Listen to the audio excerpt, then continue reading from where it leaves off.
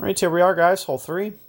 Yet again, another hole. We're just going to play relatively straightforward, easy. Just try to put it out in play more so than anything. So I'd much rather, successfully drive this one down the middle.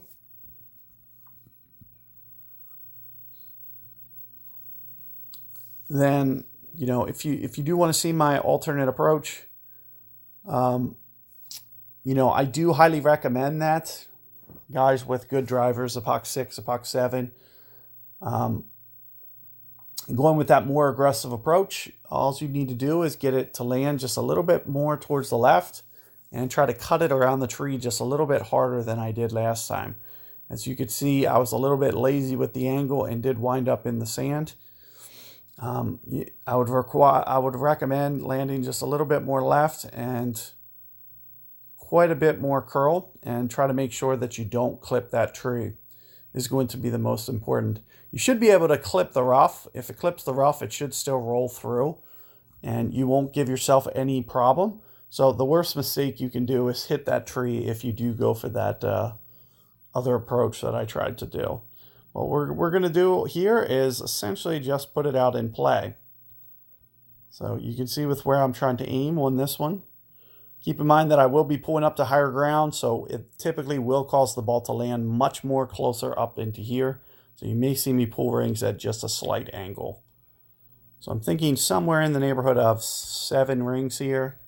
Additionally, wind effect, you're going to see that I'm going to curl this ball because I don't want the wind to push this into the tree. I'd much rather just stay away from that. And you can see just getting it in play is going to be enough for me. I don't want to risk putting this in the rough. It's the only way that I'll really mess this hole up is if I go in that rough or in the sand. Granted, I still do think that, in the rough up there, you should still be able to, if you do clip that rough on the right-hand side, you probably have enough to do a hop shot like this and still get this up by the hole. However, if you're in the sand, it may be some kind of Spitfire overpower shot that you need to pull off. So do make sure that you have that on if you are going to play that a little bit more aggressive. I had no intentions of flirting with that bunker. However, the one reason that you would have to do it is to give yourself a little bit better angle and have to curl this a lot less than we'll be able to here. So we are going to have to do a substantial curl here.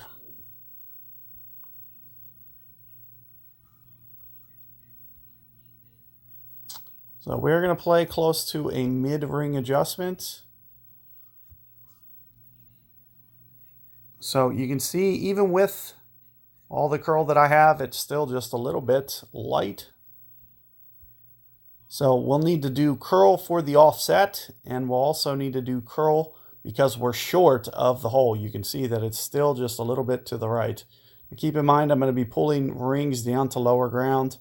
I'm going to probably go just a shade under 11 rings here. So right in here, I'm just going to do it in one pull because it's not really going to be, well, it is going to be a precision shot, but I'm going to need so much curl that, it's very tough to be precise. That's a little bit too much. You can see I use maybe 60, and it is a little bit too much curl. Keep in mind, I was trying to factor in both. So I was trying to curl to make sure that I get not only, that correct amount of offset, but also since my ball guide needed offset to the left and I was still pointed to the right of the hole, I needed to do some over curl.